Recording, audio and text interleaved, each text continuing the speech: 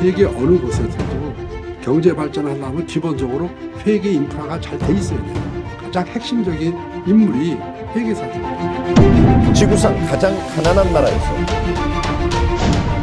무비에서 유를 창조한 그런 기적을 만든 거예요. 세계 10대 경제 강국으로 부실 기업들 정리하는데 회계사 인력이 엄청나게 동원이 됐죠. 그 짧은 시간에 그 많은 그 구조조정, 회계사들의 그 노력이 없이는 아마 안 됐을 거예요. 대한민국의 경제 성장과 배를 함께한 공인회계사 70년. 이기냐는 용어 자체에 그만큼의 의무를 지어준 거라고. 아무도 몰랐던 그들의 신의 한 수가 펼쳐집니다.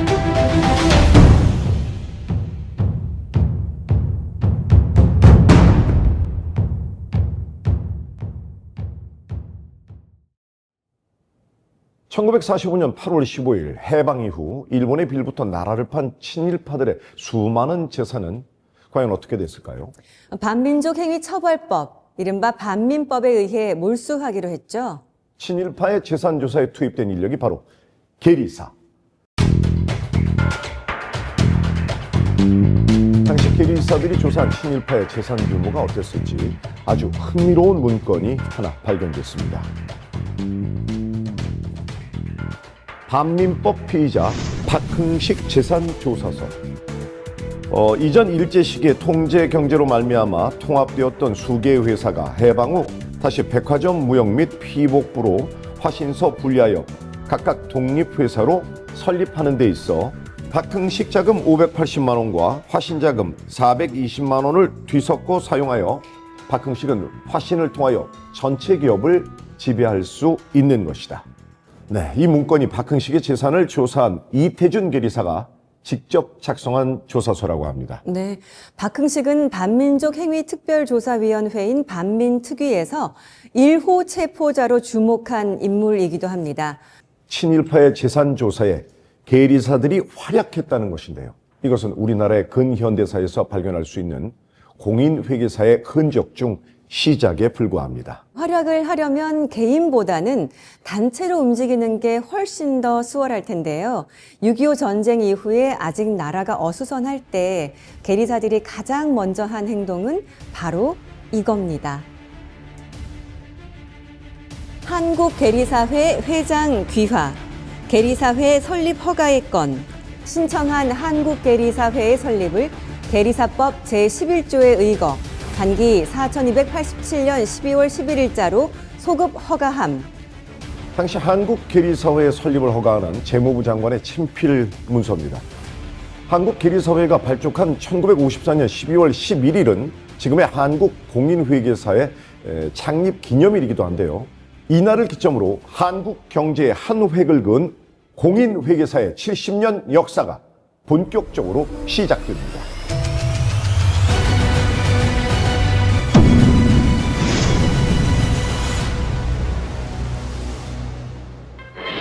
단기 4294년 5월 16일 부패와 무능으로 국민의 신망을 잃은 민주당 정권을 물리치고 보다 더 힘차고 복된 새나라를 이룩하기 위하여 우리 국군 장병들은 총궐기했습니다.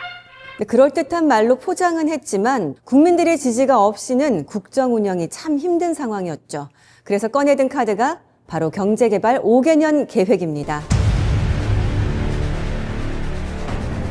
그런데 일제강점기에서 해방된 지 얼마 되지 않아 또 거기다 전쟁까지 치렀으니 돈이 쌓일 틈이 없었겠죠. 네. 자금을 모으기 위해 사활을 걸던 박정희 대통령의 귀에 아주 솔깃한 정보가 들어갑니다. 기업 오너들이 불법적으로 돈을 모았다는 정황을 포착한 거죠. 네, 박정희 대통령은 곧바로 기업 오너들이 부정축제를 조사하도록 지시합니다. 누가 가장 적임자였을까요? 바로 계리사죠. 회계사들이 동원된 이유는 기업의 그 재무 구조, 그 다음에 수익 창출 방법, 이런 것들을 잘 할 수 있는 사람들이 이제 그 당시에 회계사들이었습니다. 그때는 계리사라고 했겠죠. 이제 거기에 이제 세무공무원도 들어와 있고 심계원이라는 게 이제 감사원의 전신이거든요. 이런 사람들이 다 들어와서 세무공무원은 이제 세금 뭐 탈루한 거 없는지, 심계원이라고 하는 사람들은 이제 국가에서 무슨 보조금을 받았다든가 허가받은 것들을 그 규정에 따라서 제대로 했는지 이제 본 거고, 회계사들은 이제 기업이 아까 말씀드린 자산 구조, 그다음에 수익 창출 방법, 비용 계산 방법 이런 것들을 이제 감사를 이제 한 거죠. 부정축제조사단에 투입된 계리사들이 30여 명이나 됐었는데요. 부정축제를 파악하는데 아무래도 기업의 재정 파악이 가장 중요하니까 계리사들을 주축으로 움직였던 거죠. 하지만 부정축제 조사에서도 충분한 자금 확보가 되지 않자 정부는 다른 곳으로 눈을 돌리게 됩니다. 지난 5월 8일 종전의 대한증권거래소가 증권거래법의 개정에 따라 한국증권거래소로 새로 발족했습니다. 이번에 새로 문을 연 한국증권거래소는 앞으로 공신력을 한층 높이고 정상적인 금융시장으로서 우리나라 경제 발전에 크게 이바지할 것을 다짐했습니다. 그 당시에 이제 경제 발전이 조금씩 되잖아요. 그러니까 국민들이 좀 돈을 조금씩 갖고 있는 거 아니에요. 이 돈을 좀 모아서 투자를 시켜야 되겠다, 기업에. 그래서 증권시장을 만든 거예요. 거의 가상화폐와 같은 수준으로 주식 투자하면 큰 돈 번다. 뭔진 모르지만 이런 것들이 일반 국민들의 생각이었었던 것 같아요. 그러니까 국민들에게 주식 투자를 시켜서 집안에 있는 돈을 밖으로 꺼내겠다, 이런 얘기죠. 네, 주식에 투자했을 뿐인데 100원이 200원이 되고 300원이 400원이 되니까 너도 나도 논밭을 팔아서 증권시장에 몰려들었다고 합니다. 순수한 투자자들이 투자한 게 아니라 소위 말해서 작전 세력이 이제 들어가가지고 부당하게 올라간 주식 가격이, 그러니까 결국 이제 주식 폭락한 것이 증권 파동입니다. 결국 1962년 5월 말 증권 파동이 오고 말았습니다.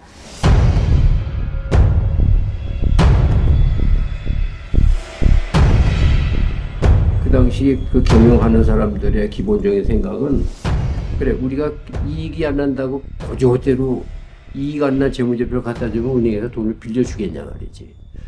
그래가지고 분식 회계를요 필요악으로 그런 시절이 있었다고.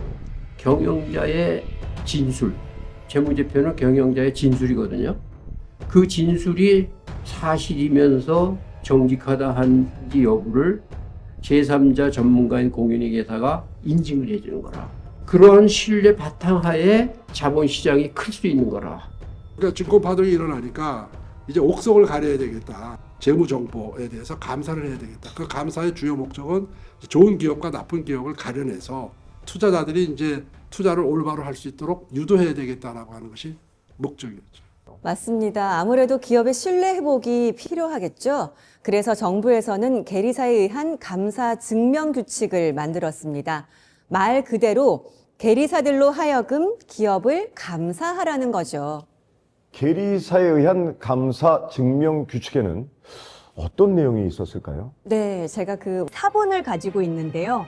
증권거래법에 의한 계리사의 감사 증명 규칙이라는 문건입니다. 제3조의 감사 증명은 감사를 실시한 계리사가 작성하여 제출하는 감사 보고서로서 행한다. 이 조항이 중요한데요. 기업의 외부 감사를 계리사에게 맡긴다는 것을 최초로 법으로 정해놓은 조항이기 때문이죠. 내부 회계를 검토할 수 있는 안전장치로 계리사한테 외부 감사를 맡겼다는 거군요. 맞습니다. 그래서 계리사의 감사 증명 규정을 외부 감사의 시초로 보기도 합니다. 이제는 증권 시장이 생겼잖아요. 주식에 대한 평가가 정말 중요해졌거든요. 네, 그래서 1966년 기존의 계리사에서 한 단계 업그레이드된 회계사로 명칭을 바꾸고 새로운 도약을 시작합니다.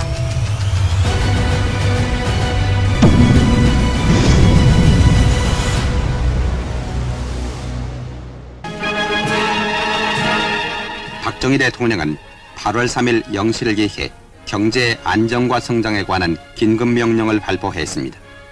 사채에 호덕이는 기업을 도와 기업 활동을 촉진시켜 경기를 회복시키려는 조치로서 모든 기업은 사채를 정부에 신고해서 3년 거치 후 5년에 나누어 갚도록 하고, 경천동지 할 일이죠.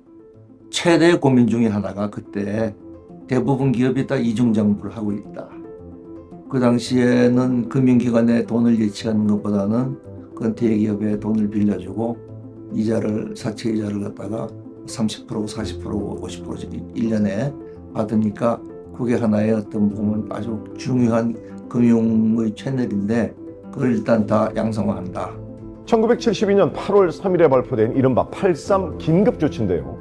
쉽게 말해서 사채에 허덕이는 기업을 위해 대통령 긴급명령으로 사채 이자를 낮추고 천천히 나눠 갚게 하겠다라는 거죠. 그 당시에는 또 기업들이 될 때는 됐어요. 왜냐하면 모든 게 부족할 때야. 화장지도 부족하고 비누도 부족하고 치약도 부족하고 우리나라에 모든 게 부족할 때예요. 그러니까 만들면 그냥 뭐 팔리는 거예요. 그래서 그 당시에 그렇게 그 사채 시장에서 높은 이자를 주고선도 이익을 낼 수 있는 회사들이 있었는데 조금 경기가 나빠지면 기업들이 감당을 못하는 거죠. 그래서 결국 그 사채꾼들, 고리대금 업자들을 퇴출시켜버린 겁니다. 민주주의 사회에서는 있을 수 없는, 그러니까 그것이 박정희 대통령 시기의 군사 독재니까 가능했던 거라. 사채 신고 기간을 일주일 줬는데 기업이 신고한 사채가 약 4만 건, 무려 3,456억 원이나 됐다고 합니다. 박정희 정권은 사채 동결에 그치지 않고 기업을 살리기 위한 두 번째 묘수를 씁니다. 기업공개촉진법은 이름 그대로 밀어붙이겠다는 뜻이에요.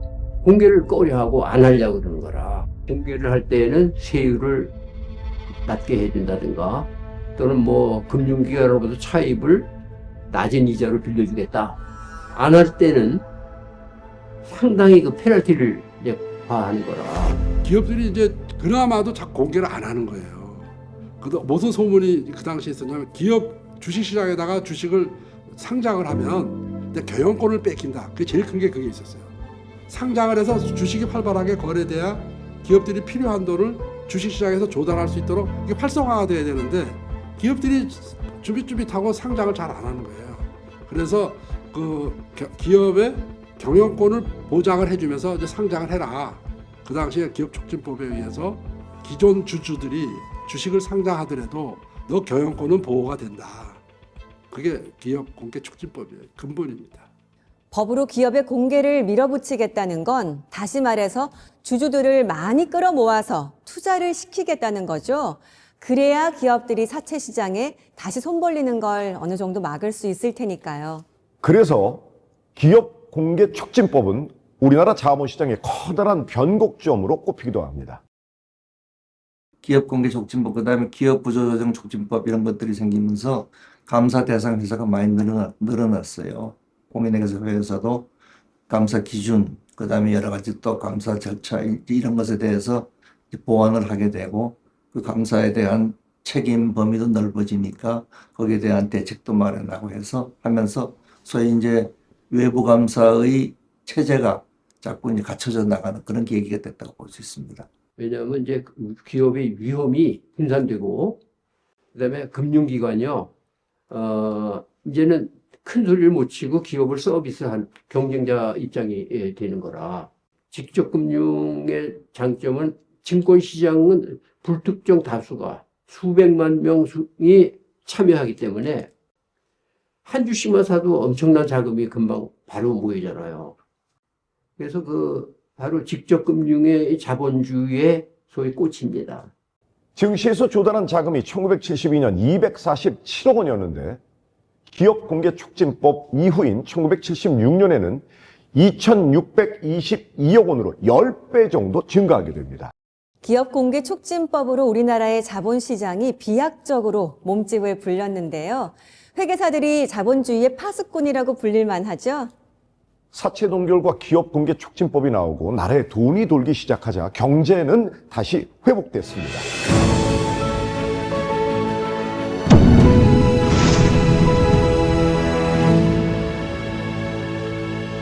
12월 22일 온 국민의 염원이었던 100억 달러 수출 목표가 달성됐다. 우리는 합판, 가발, 미술품까지도 수출했다. 경제개발 5개년 계획과 맞물려서 우리나라 경제는 두 자릿수 성장을 지속했습니다. 72년에는 60여 개에 불과하던 상장 회사도 79년도에는 350여 개로 늘어났죠. 네, 그런데 문제는 주식회사들도 소유와 경영과 가계가 제대로 분리되지 않은 곳이 많았잖아요.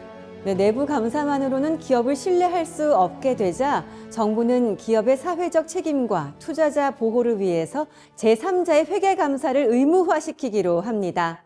1980년 12월 말 주식회사의 외부 감사에 관한 법률, 이른바 외감법이 탄생하게 됩니다. 자본주의 국가에서 지금까지는 내 돈 내 마음대로 쓰고 내가 만든 회사 내 마음대로 하는데 누가 관여하다는 그런 인식을 이 외감법이 제도화되면서 확정적으로 법률 안에 제도 안으로 들어온 거죠. 처음 시작할 때는 이제 자산 규모 30억, 자본금 5억 이상 되는 회사들은 반드시 외부 감사를 받아라. 그러니까 외부 감사를 받는다고 하는 거는 이제 감사를 받기 위해서는 반드시 장부 정리를 잘 해야 되니까 회계 그 시스템을 잘 갖춰야 되니까 갖춰놔라라고 한 것이 되겠죠. 그걸 이제 국가에서 요구하게 된 거죠. 우리나라 경제가 그때 엄청나게 성장을 했잖아요. 경제가 성장한다는 뜻은 기업의 그 크기가, 사이즈가 커진다는 것과 궤를 같이 하는데요. 기업이 하는 업무도 복잡해지고 그다음에 점점 고도화되는데 회계감사를 하는 집단이 규모가 작아봐요. 감사를 할 방법이 없잖아요. 회계사들이 공정한 외부 감사를 할 수 있게 말 그대로 포석이 제대로 깔린 거죠. 그런데 외감법에는 공인회계사들의 징계 조항까지 포함돼 있었습니다. 징계가 여러 가지 유형이 있죠. 뭐 예를 들어서 아주 경미한 조치는 주의, 그다음에 경고, 그다음에 직무 정지, 그다음에 자격 취소까지 4단계로 크게 보면 있습니다. 공인회계사들에 대한 징계가 왜 도입부터 생겼냐면 역설적으로 공인회계사의 역할이 그만큼 중요하다는 걸 반증하는 거거든요. 공인회계사가 잘못하면 그 개인적인 잘못이 사회에 미치는 영향이 크다. 그렇기 때문에 이걸 제대로 징계를 해가면서까지 이 사람들이 제대로 일할 수 있게 인센티브도 필요하지만 처벌도 필요하다고 해서 도입된 제도거든요. 그러니까 공인이라는 용어 자체에 대한 그만큼의 의무를 지어준 거라고 그렇게 이해하시면 되겠죠. 그냥 회계사가 아니라 공인회계사잖아요. 네. 다른 직업보다도 윤리의식이 중요하게 여겨질 수밖에 없었죠. 외부 감사의 공정성 확보가 그만큼 엄중하다는 의미겠죠. 그런데 외부 감사법이 만들어지고 기업들 사이에서는 볼멘 소리가 터져 나왔습니다. 우선 처음에는 나라 정부에서 감사일을 지정해 줬어. 돌아가면서 뺑뺑이 돌리는 식으로. A라는 회사는 A 회계법인 B는 C 이렇게 해가지고 갖다 주니까 그리고 보수도 정해줬다고요. 요거를 받아라. 그럼 감사를 잘해나 못해나 그 의뢰 그 보수는 받게 돼 있고 회사는 도망 못 가. 그럼 회사는 뭐예요? 이제 봉이 되는 거라. 그게 부작용이죠. 배정제라고 이제 표현을 하는데 이제 외부 감사 제도라든지 공개 기업의 회계라고 하는 것은 자본주의의 가장 발달된 형태 속에 들어간 거라고 보시면 될 거예요. 그런 하나의 자본주의의 핵심적인 부분을 사회주의나 공산주의에서는 배급제를 가지고 운영한다 하는 것은 우리 스스로 자기 비하를 하는 거 아니냐 하는 생각을 한 거예요. 그래서 논의되기 시작한 게 바로 자유수임제, 말 그대로 회계법인과 기업이 자유롭게 계약을 맺고 외부 감사를 받는 거죠. 이제부터 이제 공인회계사들이 마케팅을 해야 되는 거죠. 내가 가서 기업 삼성이면 삼성에 찾아가서 내가 이렇게 감사하고 이렇게 싸게 해줄 테니까 나한테 감사 받으십시오. 능력 있는 사람 감사를 더 많이 하게 하는 것도 있지만 감사의 효율성도 높이고 또 기업들의 비용도 감사 비용도 줄여주고 이것이 이제 자유수임제의 장점이죠. 그런데 예상치 못한 일들이 벌어졌습니다. 자유수임제가 시작이 되고 질서가 유지가 될 거라고 기대를 했는데 감사에는 을이고 그 감사를 주는 사람 갑이 되는 갑과 을의 원래는 동등관계가 돼야 제 보기에는 이게 이제 정당한 감사가 이루어질 텐데 완전히 감사를 누구를 줄까 결정하는 걸 갖다가 회사가 가지게 되니까 이게 문제가 많잖아요. 실제 내 경험에 보면 그런 경우가 있어요.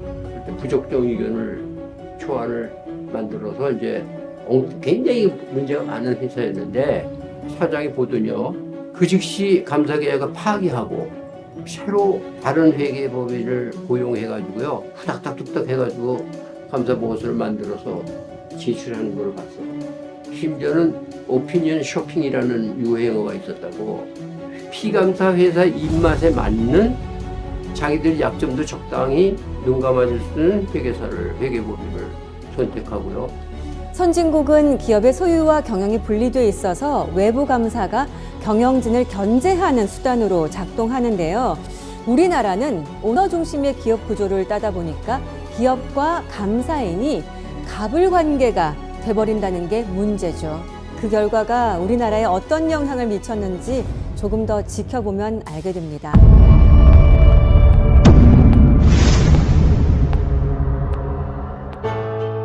정부가 결국 국제통화기금 IMF에 구제 금융을 신청하기로 했습니다. 사실상의 국가 부도를 인정하고 사실 IMF가 97년 12월에 터졌지만 1년 전부터 이미 징후가 있었다고.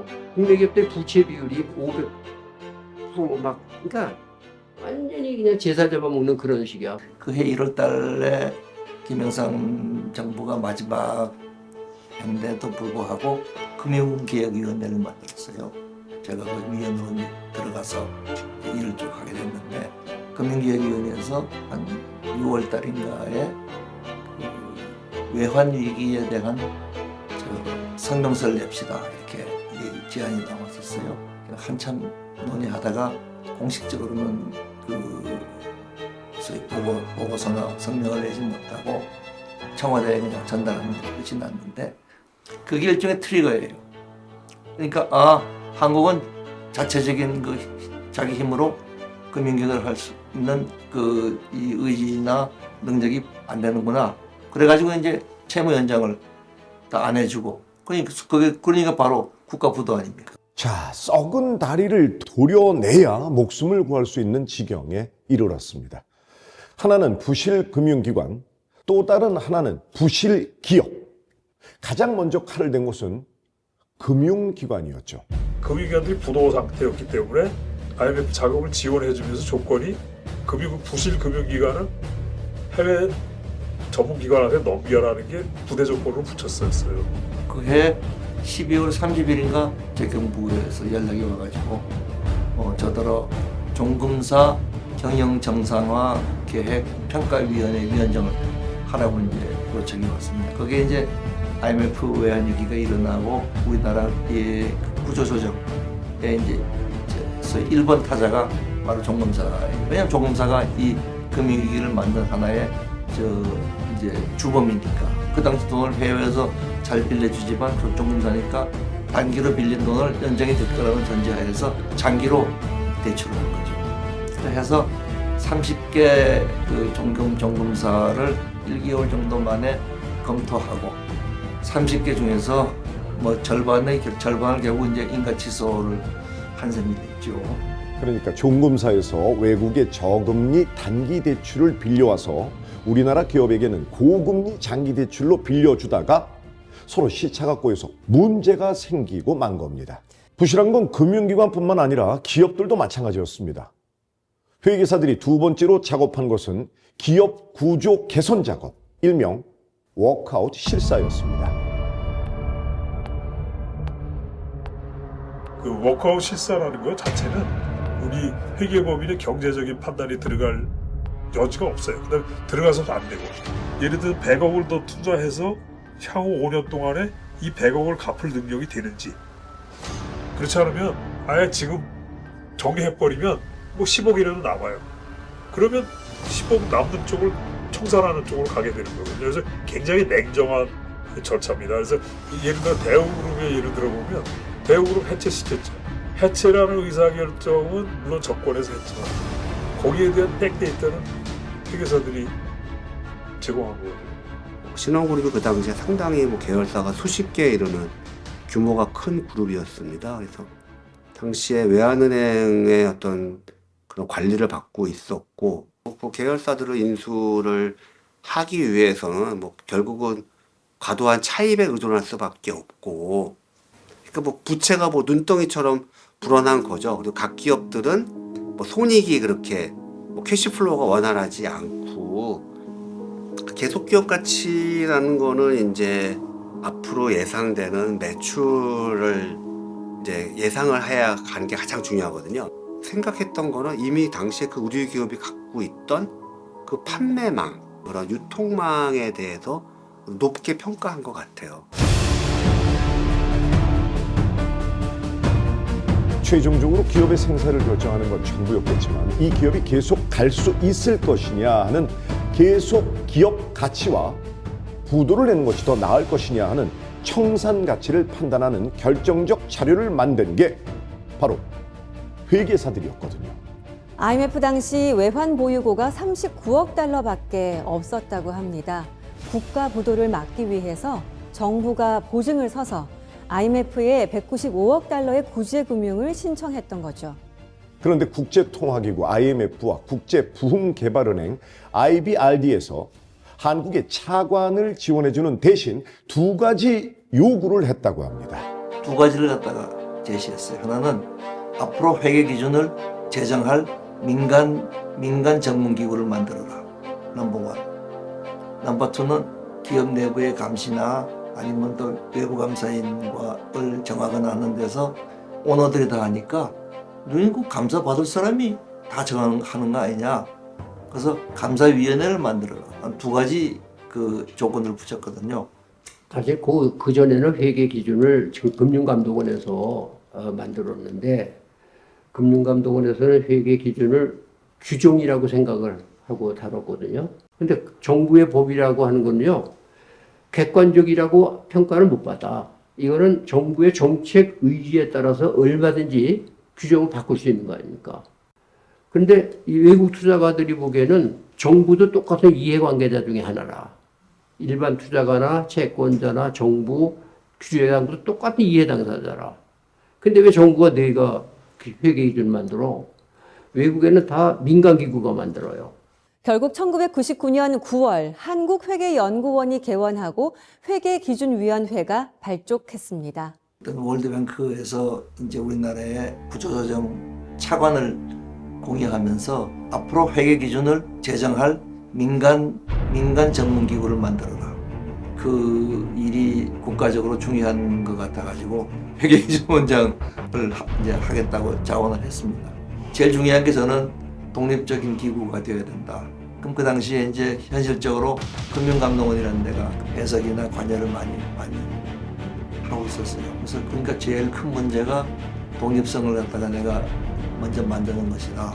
두 번째는 전문성, 국제적으로 정합성이 있는, 국제적으로 인정되는 그런 전문성을 키워야 되겠다는 두 가지를 가지고 이제 회계연구원 기준위원회가 할 일의 기초 연구를 그때 뭐 한 20개 정도 이제 해서 이제 그 연구 보고서를 내고 그걸 갖다가 바탕으로 해가지고 이게 우리나라 한국 이게 코리안 어카운팅 스탠다드다 하고 내놓을 수 있는 하나의 체계를 시작을 했다고 보시면 될 것 같습니다.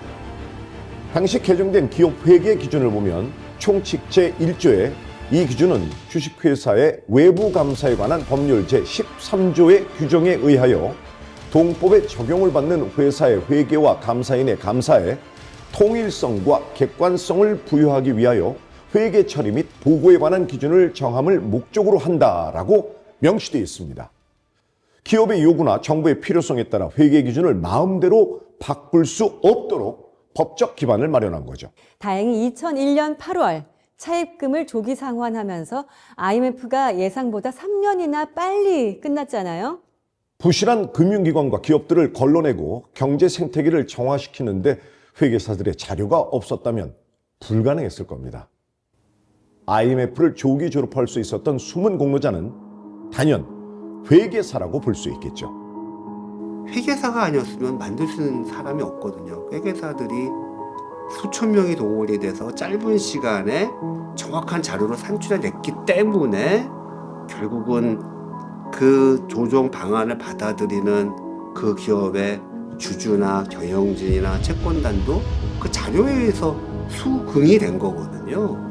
채무도 재조정이 되고 기업들도 다시 건실한 기업으로 살아났기 때문에 그 후에 다시 고용도 일어난 거고 수출도 일어난 거고 다시 한국 경제의 선순환 흐름을 만들어낸 거죠. 그래서 사실 뭐 IMF 때는 기본적으로 우리 전 국민이 다 열심히 했죠. 했지만 또 저희 업계에서도 그 당시에 그 열악한 환경에서도 객관성이나 공정성을 기하는 노력을 우리 내부에서도 많이 했기 때문에 우리가 한 업무에 대해서 외국의 투자자들도 인정을 해줬기 때문에 IMF가 빨리 끝날 수 있던 것도 하나의 도움이 됐겠죠. 저는 그렇게 생각합니다.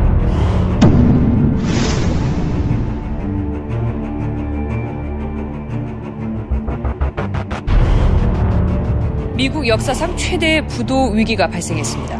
무리한 차입 경영과 중역들의 자금 유용이 몰락에 주된 이유였습니다. 사업 확장을 위해 필요한 자금을 편법으로 조달했습니다. 장부 조작과 자산 부풀리기 수법이 주로 이용됐습니다.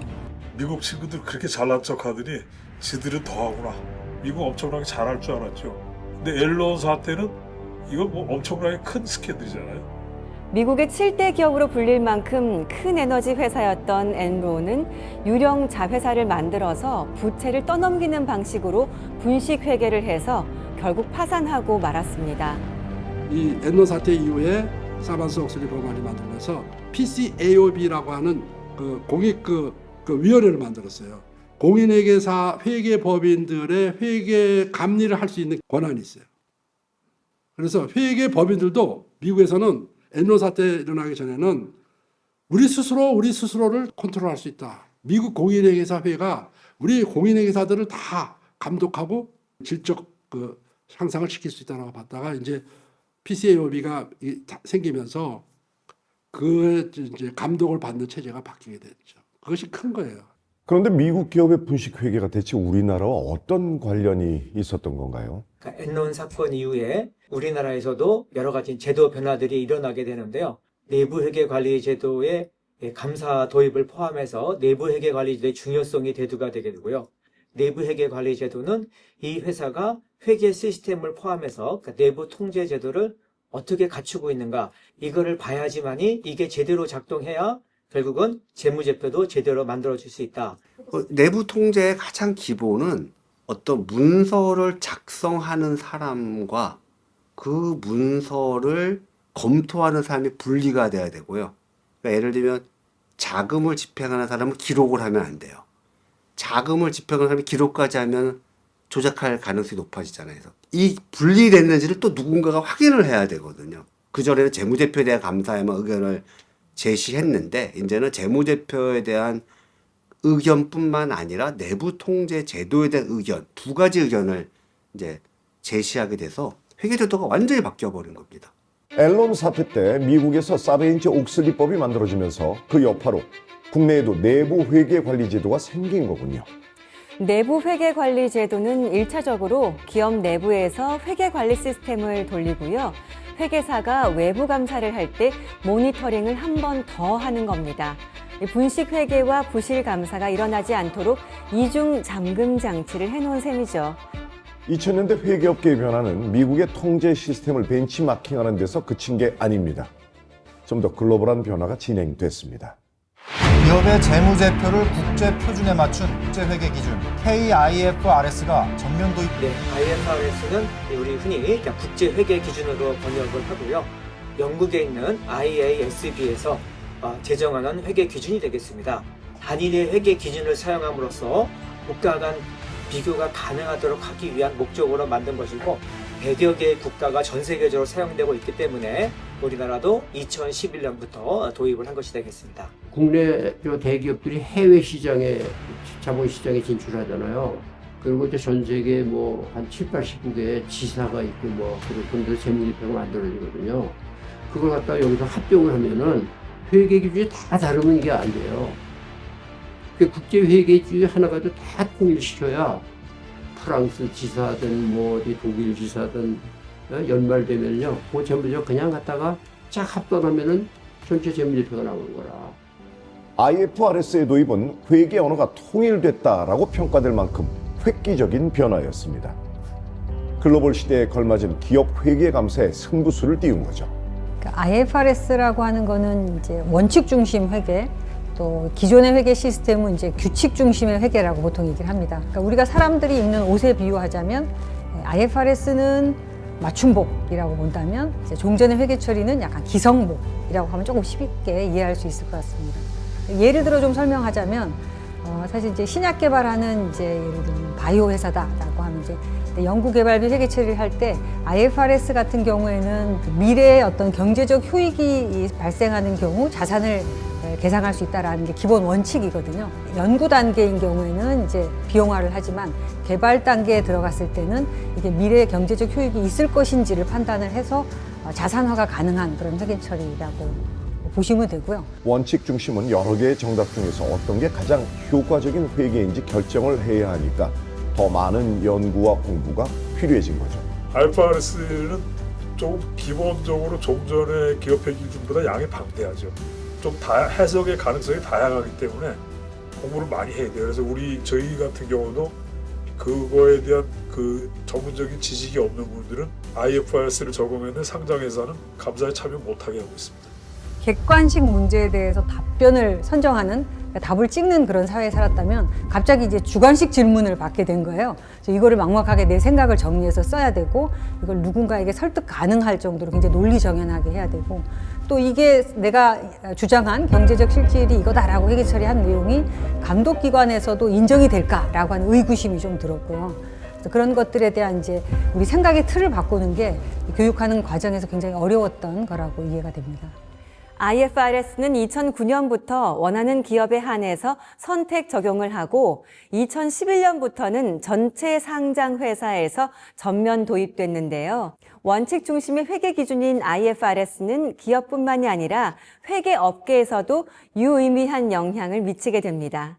우선 무엇보다도 규정 중심 회계가 원칙 중심 회계라는 패러다임을 바뀌면서 공인회계사들의 그 회계 기준에 관련된 판단, 그것이 존중을 받기 시작한 거라.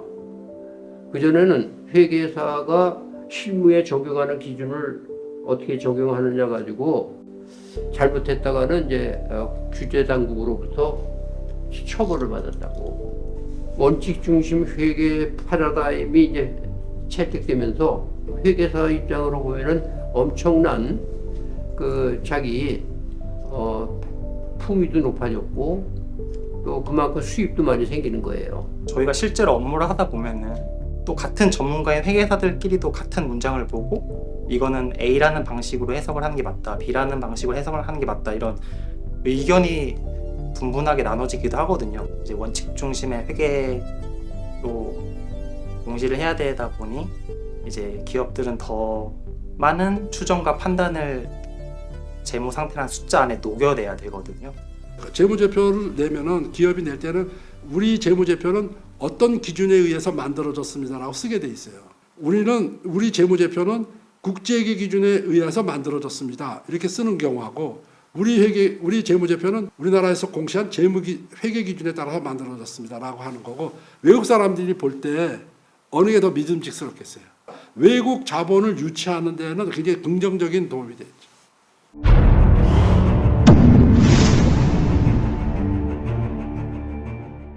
대우조선해양 비리 의혹을 수사 중인 검찰이 고재우 전 사장 재임 3년 동안에만 분식회계의 규모가 5조 4천억 원대에 이르는 것으로 파악했습니다. 업계 3대 조선사가 있는데 현대중공업하고 그다음에 삼성중공업 그리고 이제 대우조선해양이 3개 있었는데 거기는 아주 그냥 죽을 고생을 하는 거예요. 이익이 안 나가지고. 대우조선해양은 괜찮은 거예요. 그러니까 이제 이상한 거죠. 3년 동안 저 큰 돈을 부풀리는 게 어떻게 가능했던 걸까요? 배를 짓는데 아마 중요한 핵심 설계는 다 해외에서 할 거고 이거 배를 져라 만들어내는 걸 갖다가 우리가 입찰에 들어가는 건데 이거를 100원에 짓겠다고 하고 우리가 120원을 입찰 받았어. 그러니까 20원이 남는 거예요. 겉으로 회계상으로. 그런데 이게 건설하다 보니까 100원에 도저히 못 짓겠어. 이게 140원, 150원 되는 거야. 그러니까 벌써 손해가 났어. 120원 받는데 지금 원가는 140원이 된 거예요. 이거를 안 밝힌 거죠. 그냥 100원으로 계속 쓴 거예요. 저도 그 수주산업 회사들을 감사를 해본 경험에 의하면 수주산업 회사들의 회계 불칙을 발견하기가 진짜로 어려워요. 규모가 일단 어마어마하게 큰데 그 안에서 일종의 아파트 공사하고 있다고 보시면 돼요. 그 안에 뭐 엔진도 수도 집차만한 엔진도 들어가 있고 뭐 수많은 배관이 있고 이게 과연 10% 진행이 됐는지 20% 진행이 됐는지 30% 눈으로 봐서 알 방법이 없어요. 조선소에 있는 분들한테 물어봤어요. 자기 30년 다니는 자기도 모르는데요. 대우조선 해양 분식 회계가 터지고 외부 감사를 맡았던 회계사에 대한 부정적 여론이 확산됐습니다. 기업은 언제든지 분식 회계의 유혹을 느낄 수밖에 없으니 자본시장 파수꾼인 회계사가 외부 감사를 잘했어야 했다는 사람들이 많았죠. 대우조선 해양에서는 대표이사와 재무 담당 이사죠. CFO가 처벌을 받았고 회계법인에서는 담당한 회계사 4명과 또 회계법인이 12개월간의 부분 영업정지를 받은 것으로 알고 있습니다. 그래서 일부에서는 실제로 분식회계를 저지른 사람보다도 이를 적발하지 못한 사람이 회계법인이나 공인회계사가 더 엄한 처벌을 받고 있다는 사실 이런 비판도 존재하게 되고요.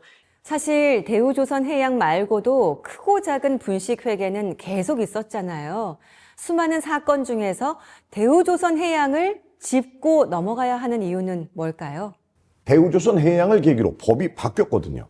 주식회사의 외부 감사에 의한 법률, 이른바 신외감법이 개정됐습니다.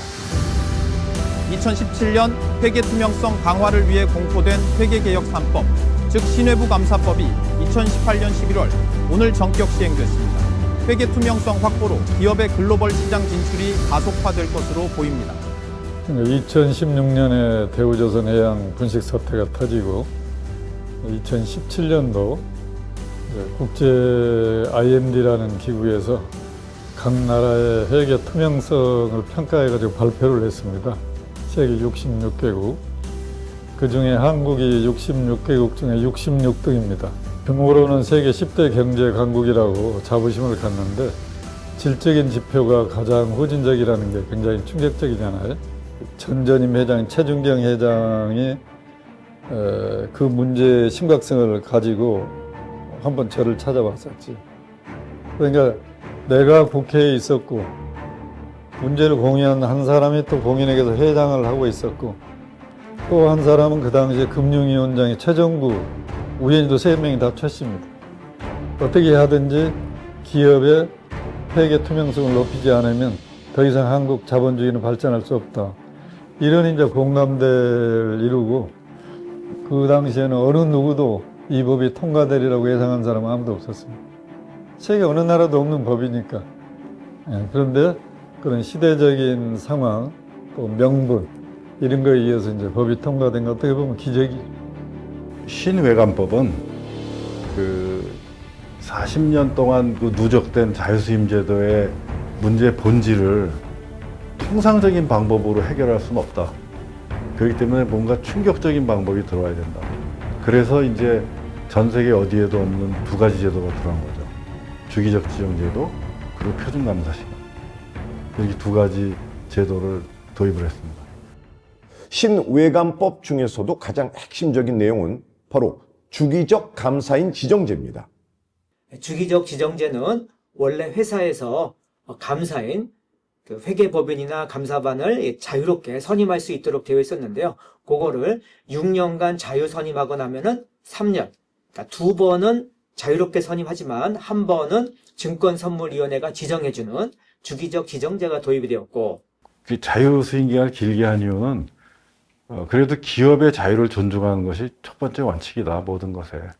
다만 기업의 자유를 너무 존중하다 보니까 일이 잘못되니까 그렇다면 어떤 강제적 요소를 도입해야 되겠다. 그렇지만 강제적 요소는 가급적 적게 하는 게 좋겠다. 이런 뜻이라고 보시면 되겠습니다. 회사와 회계법인이 자유수임제로 계약을 맺고 익숙하게 외부 감사를 하다가도 6년이 지나면 회계법인이 바뀌게 되잖아요. 다른 회계법인이 와서 부실감사를 발견할 수도 있으니까 FM대로 일을 하게 되겠네요. 바로 그 지점을 노리고 주기적 감사인 지정제가 생긴 겁니다. 근데 이게 주기적 지정제도 그러면 약간 좀 딱딱해 보이지 않습니까? 근데 사실은 그것은 피어 리뷰라고 이제 회계법인들끼리 서로 바꿔서 보는 경우가 있어요. 니네들이 열심히 하고 있는데 그래도 한번 보자. 또 니네들이랑 하는 거랑 우리랑 하는 거랑 그래도 어느 정도 좀 기준이 일치해야지 되지 않느냐. 그 피어 리뷰라는 제도를 제도화한 거다. 이렇게 보시는 게 더 정확하다. 특정 기업이 자기네들이 어떤 감사 관련된 자료를 잘 안 내놓든지 그렇지 않으면 우리가 제일 흔한 경우는 이걸 이렇게 수정을 하십시오. 수정을 안 해, 회사에서. 과거에는 아이고, 내년에 또 계약해야 되니까 그냥 파트너가 그냥 넘어가. 근데 이제 안 그렇죠. 젊은 친구들이 파트너가 넘어가면 못 넘어가요. 지적해야 됩니다. 그럼 지적할 수밖에 없어요. 회계법인에서 배정되는 대로 해서 순서대로 해서 감사를 하다 보니까 회계사들이 이제 그 젊은 일하는 레벨에 있는 회계사들이 독립성이 더 강화된 거죠. 회계사들이 기업의 눈치를 보지 않고 소신껏 일할 수 있게 됐는데요. 신외감법에서 주목해야 할 두 번째 핵심 포인트는 표준 감사 시간 제도입니다. 이제 감사 시간 자체가 감사 품질을 늘린다. 요거에 대해서는 실무에서도 그렇지만은 학계에서도 이미 국내외적으로 해외에서도 오랜 시간을 거쳐서 검증되었다고 볼 수 있겠습니다. 그런데 표준 감사 시간이 없이 하게 되면 모럴 해저드가 생길 수 있죠. 감사를 간단하게 하고. 그래서 옛날에 큰 회사도 일주일도 감사하지 않고 감사 보고서를 내는 경우도 많았어요. 그 신외감법이 도입되면서 회계사들한테 책임이 굉장히 무거워졌습니다. 그러니까 최종적으로 국민들이 하는 의사결정은 공인회계사의 감사 보고서를 믿고 하는 겁니다. 최종적인 우리의 고객은 국민이기 때문에 국민의 의사결정을 합리적으로 하시도록 도와주는 역할이거든요.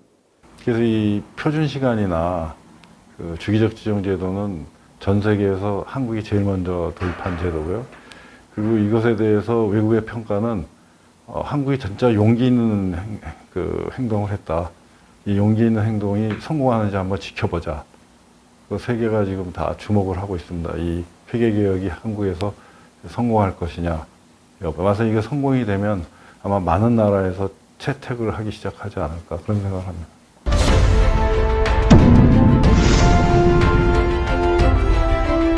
챗GPT 같은 생성형 인공지능으로 인해 없어질 직업 1순위로 변호사와 회계사 같은 고연봉, 고학력 직업이 꼽혔습니다.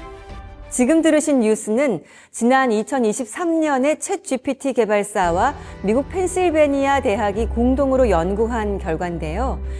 AI의 발달이 회계업계에 어떤 영향을 미칠까요? 회계사라고 명칭이 되어 있지만 이제 이게 어카운턴트냐, 그다음에 오디터냐라고 하는데 혼란이 좀 있을 수 있는데요. 이제 어카운턴트라고 하면 이제 조금 비교적 단순한 업무를 처리하는 직군이라고 본다면, 오디터라고 그러면 전문가적 판단이 개입되는 영역입니다. 그래서 아마 사라질 직종 중에는 좀 단순 계산 검증을 하는 어카운턴트는 조금 위험할 수 있다라고 본 것 같고요. 근데 여전히 이제 AI가 굉장히 발달할수록 오디터라고 하는 본질의 기능은 굉장히 중요해질 것 같습니다. 아직은 AI가 발달했다고는 하지만 초기 단계이고, 지금 AI가 하는 업무는 단순히 이제 회계사들이 할 수 있는 반복적이고 단순한 업무들에 치우쳐져 있기 때문에 과연 AI가 그 추정이랑 판단하는 업무까지 습득을 할 수 있을까라는 부분에 있어서는 제가 다니는 회사에서도 그렇게 AI를 접목해서 하시는 이제 기술자분이나 AI 개발자분들이 계시는데, 그래서 그런 분들이 이제 회계사를 대상으로 이제 인터뷰도 많이 하고 하십니다. 근데 뭔가 과거를 학습해서 이거를 응용해가지고 이제 솔루션을 줄 수는 있을 것 같은데, 뭔가 그 새로운 구조를 뭔가 제안을 한다거나 아니면 보지 못한 현상에 대해서 설명한다거나 이런 부분은 조금 어렵지 않을까 싶습니다. 앞에 공인이 붙는다는 게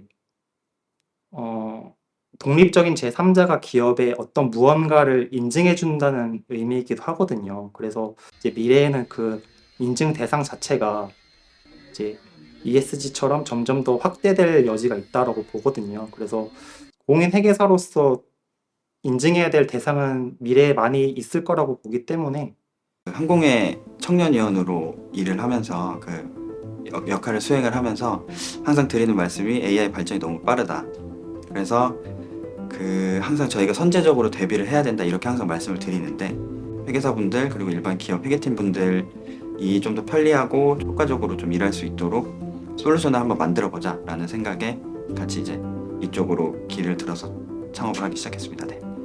직업 자체가 사실 없어질 것 같진 않아요. 왜냐하면 저희는 인증 업무를 수행하는 사람들이고, 그런 부분은 다른 AI로 대체할 수 있는 분야는 아니라고 생각을 해서 지금 업계에 계신 분들은 좀 괜찮을 거라고 저희는 생각을 하는데, 지금 주니어 레벨에 있는 스태프분들이 하시는 역할은 AI가 충분히 좀 대체할 수 있을 것 같다라고 생각을 하고 있습니다.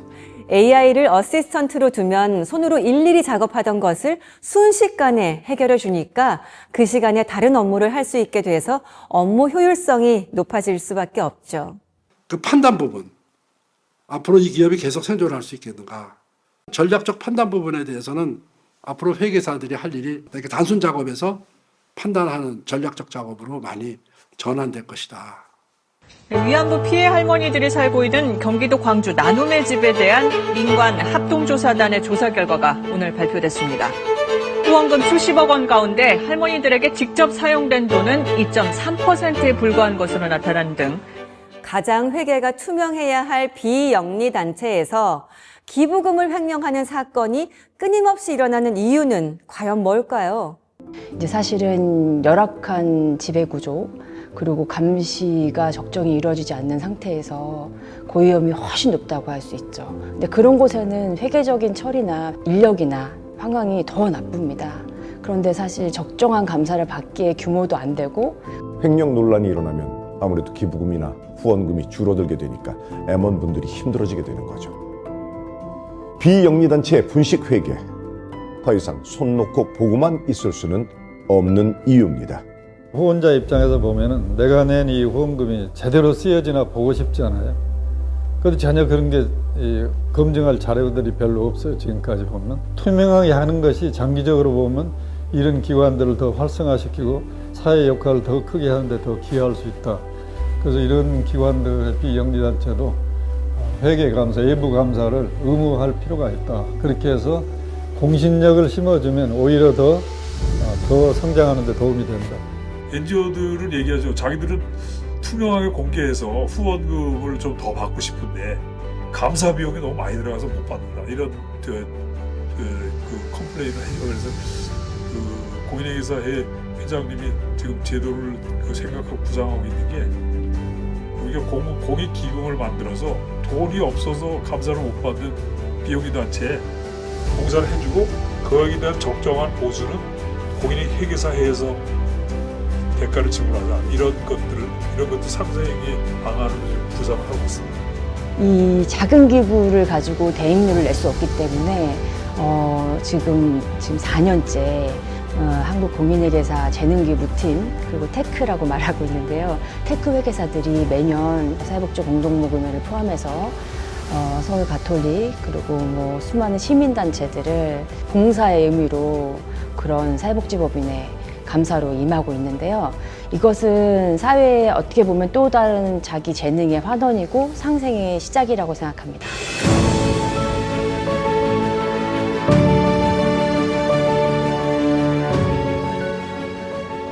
회계감사라고 하는 것에서 여러 가지가 이제 많지만 가장 중요한 것 중에 하나가 존재 자체가 중요하다고 생각하고 회계감사를 항상 있다 없다 하는 자체가 굉장히 그것을 받는 사람의 그 행동에 영향을 많이 미친다고 생각을 해요.